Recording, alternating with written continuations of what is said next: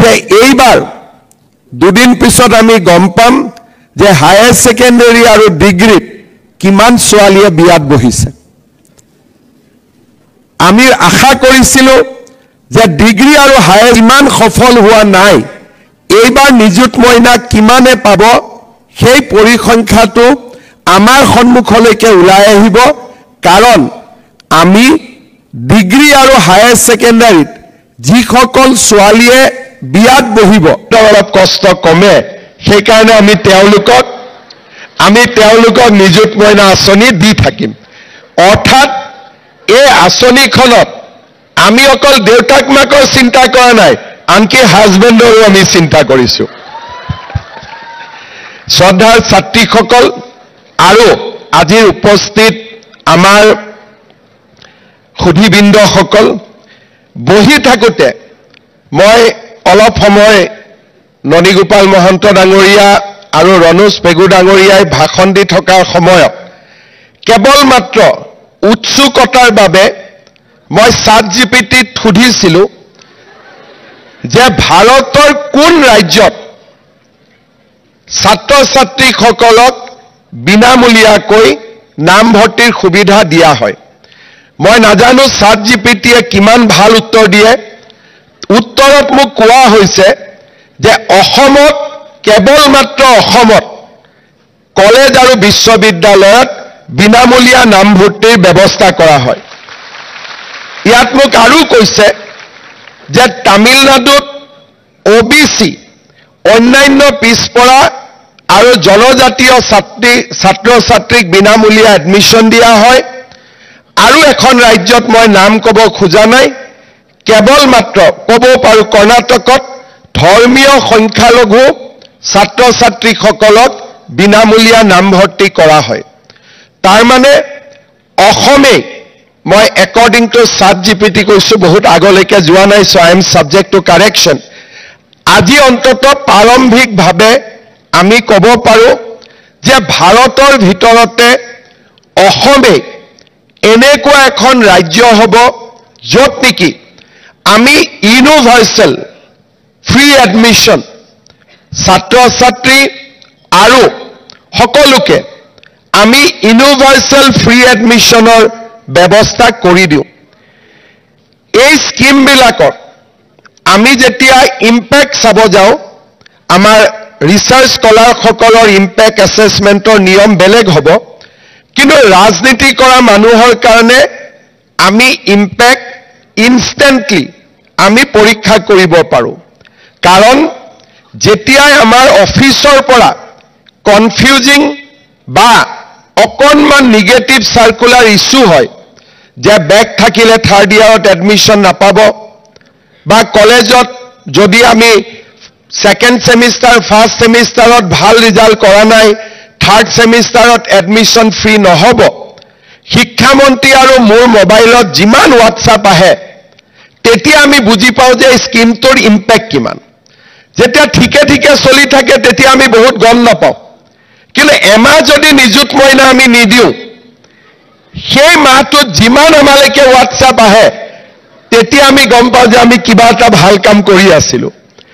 যোৱা বছৰৰ মোৰ এটা মই অভিজ্ঞতা কওঁ মই নলবাৰীলৈ গৈ আছিলো হাজোদি দমদমা হাজোৰ এখন কলেজ আছে ছাত্ৰ ছাত্ৰী সকলোৱে মোক খুব টেনচনেৰে সৈতে মোৰ গাড়ীখন ৰখাব চেষ্টা কৰিছে মই গাড়ীখন ৰখালো ৰখোৱাৰ লগে লগে মোক সকলোৱে ক'লে যে স্যাৰ আমি কলেজ এৰিব লাগিব স্যাৰ নকয় মামা কয় মামা আমি কলেজ এৰিব লাগিব মই কলেজ কিয় এৰিব লাগিব বোলে এইবাৰ ইউনিভাৰ্সিটি আমাক কোনোবা এখন পেপাৰত বেক দি দিছে আৰু সেই কাৰণে বেক পোৱাৰ কাৰণে থাৰ্ড ইয়াৰত আমাৰ ফ্ৰী এডমিশন নহয় তেতিয়া মই ক'লো এইটো ইমান ডাঙৰ কথা নে ফ্ৰী এডমিশন এটোটো ল'ব পাৰা বোলে নহয় স্যাৰ এডমিশনত মামা 6000 টকা লাগে দেউতা মাই ক'ৰ পৰা দিব নিদিয়ে গতিকে আমি কলেজ এৰিব লাগিব তাৰমানে আপোনালোকে তাৰ ইম্প্যাক্ট চাব পাৰে যে এখন কলেজত বিনামূলীয়া এডমিশনে আমাৰ কিমান ছাত্ৰ ছাত্ৰীক উপকৃত কৰিছে যেতিয়া মই শিক্ষামন্ত্ৰী আছিলো মই প্ৰথম যেতিয়া আমি বিনামূলীয়া এডমিশনৰ ব্যৱস্থা কৰিছিলো ঠিক পিছতে এদিন মই শদিয়াত গৈছিলোঁ মিটিং চলি আছে তেতিয়া মই ইমান থাৰ্ড সেমিষ্টাৰ কি ছিক্স সেমিষ্টাৰ কি মই বুজি নাপাওঁ কাৰণ আমাৰ পঢ়া দিনত সিধা Sidhi first year second year third year আছিলে আজিকালি সেমিষ্টাৰ সিস্টেম ইমান খবৰ লোৱা নহয় তেতিয়া ফাৰ্ষ্ট ইয়াৰ এডমিশন হৈছে মাত্ৰ 2 মাহ হৈছে শদিয়া কলেজত মই এখন মিটিঙত গৈছিলোঁ সৰু ছাত্ৰী এজনী আহি মোক কাগজ এখনত এটুকুৰা লিখি দিলে মই তেতিয়া নপঢ়িলোঁ পকেটত থৈ দিলোঁ ৰাতি কাপোৰ খলাওতে কাগজখন পালোঁ কাগজখনত ছোৱালীজনীয়ে মোক প্ৰশ্ন সুধিছে যে মামা আপুনিতো তেতিয়া মামা নকয় তেতিয়া ছাৰ কয় তেতিয়া শিক্ষামন্ত্ৰী আছিলোঁ ক'লে যে ছাৰ আপুনি ফাৰ্ষ্ট ইয়াৰত এডমিশন দিলে মোৰ দেউতা এডমিশন দিব খোজা নাছিল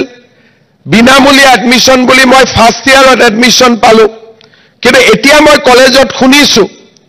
যে মই থাৰ্ড সেমিষ্টাৰত আকৌ ফিজ দিব লাগিব মই কেনেকৈ পঢ়িম তাৰমানে এবছৰ পঢ়ি মই পঢ়া বন্ধ কৰিম নেকি ঘূৰি আহিয়ে আমি সিদ্ধান্ত ললোঁ যে নহয় আমি থাৰ্ড সেমিষ্টাৰতো বিনামূলীয়া নামভৰ্তি কৰিম আৰু আমি ফিফথ সেমিষ্টাৰতো আমি বিনামূলীয়া নামভৰ্তি কৰিম আজি আপোনালোকে তাৰ ইম্পেক্ট চাব পাৰে যে একোখন কলেজত 8,000 টকা যদি এডমিশন বিনামূলীয়া হয় ছাত্ৰ ছাত্ৰীজনে বা দেউতাকে 24,000 টকা তেওঁলোকে সেভিংস কৰিব পাৰে যোৱা কেইদিনমান আগত কলেজসমূহৰ অধ্যক্ষসকলে আমাক বিভিন্ন পৰামৰ্শ দিয়ে প্ৰত্যেকটো পৰামৰ্শ আমি সিৰিয়াসলি এক্সামিন কৰোঁ তেওঁলোকে আমাক দুই এজন অধ্যক্ষই মোক পৰামৰ্শ দিছিলে যে স্যাৰ এডমিশনটো টকা দি ল'ব দিয়ক পইচা দিব দিয়ক আৰু এডমিশন হোৱাৰ পিছত বেংকৰ একাউণ্টত আপোনালোকে টকাটো ছাত্ৰ ছাত্ৰীসকলকে ৰিইম্বাৰ্স কৰি দিব যেনেকৈ গ্যাস কিনিলে প্ৰথমতে টকা দি কিনিব লাগে পিছত একাউণ্টত টকাটো সোমাই যায় পৰামৰ্শটো ভালে আছিলে আহি পেলাই মই 2-3 দিন যেনেকৈ বিভিন্ন জন্তু আছে খাদ্যলৈ বহুত দিন পাগলি থাকে লাহে লাহে খাই থাকে তেনেকৈ ময়ো কাগজখন লৈ বহুত দিন চিন্তা কৰি থাকিলোঁ তাৰ পিছত মই এদিন এগৰাকী ছাত্ৰীক সুধিলোঁ যে যদি আমি নামভৰ্তি টকাটো প্ৰথম বছৰত আপোনালোকে দিয়ে পিছত আমি ঘূৰাই দিও হ'বনে নাই তেতিয়া মোক লাহেকৈ ক'লে যে দেউতাই তাৰমানে 1 মাহৰ সুদ দিব লাগিব মানে 8,000 টকা যদি দেউতাকে সুদত লয় 800 টকা মাহত গাঁৱত সুদ দিব লাগে আমাৰ গাঁৱৰ সামাজিক নিয়ম আৰু যোৱাবাৰ আমি যেতিয়া এনেকুৱা সুদখোৰবিলাকক এৰেষ্ট কৰিছিলোঁ তেতিয়া মই প্ৰথমবাৰ গম পাওঁ যে বেংকৰ ইন্টাৰেষ্ট এনুৱেল 12% 8% না 10% কিন্তু গাঁৱত ইন্টাৰেষ্ট হৈছে 10% মাহত তাৰ মানে আমি সমাজখনত কিমান কথা শিকিবলগীয়া আছে আৰু কিমান কথা বুজিবলগীয়া আছে সিদিনাখন মই শিক্ষামন্ত্ৰীৰ লগত আলোচনা কৰিছিলোঁ যে এবাৰ আমি যদি পৰীক্ষামূলকভাৱে এবাৰ যদি কলেজৰ এডমিশন হায়াৰ সেকেন্ডাৰী এডমিশন বিনামূলীয়াটো উঠাই দিওঁ আৰু আমি কওঁ যে সকলোৱে পইচা দি এডমিশন ল'ব লাগে এবছৰৰ কাৰণে আমাৰ হিচাপত 20% একেদিনাই ল'ৰা ছোৱালী কলেজত এডমিশনৰ সংখ্যা হ্ৰাস পাব আৰু যিসকলে মোৰ এই কথাটোক বিশ্বাস নকৰে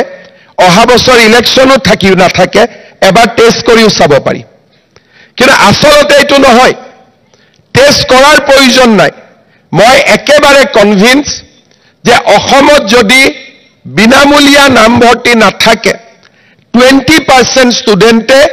কলেজত এডমিশনো ল'ব নোৱাৰে আৰু তাৰ কাৰণে কাকো দোষ দি লাভ নাই এয়া আমাৰ জীৱনৰ সঁচা কাহিনী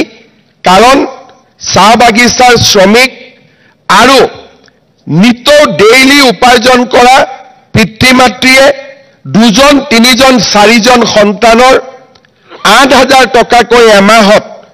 40-50,000 টকা এডমিশনত ব্যয় কৰিব নোৱাৰে কোনোবা আশাৰে জীয়াই থকা অভিভাৱকে কাৰোবাৰ পৰা ধাৰ লৈ যদি এডমিশ্যন দিয়াবৰ বাবেও চেষ্টা কৰে 10% সুদে মানুহজনৰ জীৱন বিপন্ন কৰি পেলাব আৰু তাক আমি সকলোৱে অনুভৱ কৰোঁ সেইকাৰণে যোৱা 7 বছৰ অসমৰ বিভিন্ন মহাবিদ্যালয়ৰ অধ্যক্ষৰ তীব্ৰ হেঁচাৰ পিছতো আমি বিনামূলীয়া এডমিশ্যন অব্যাহত ৰাখিছিলোঁ আৰু প্ৰত্যেকবাৰ এডমিশ্যনৰ আগতে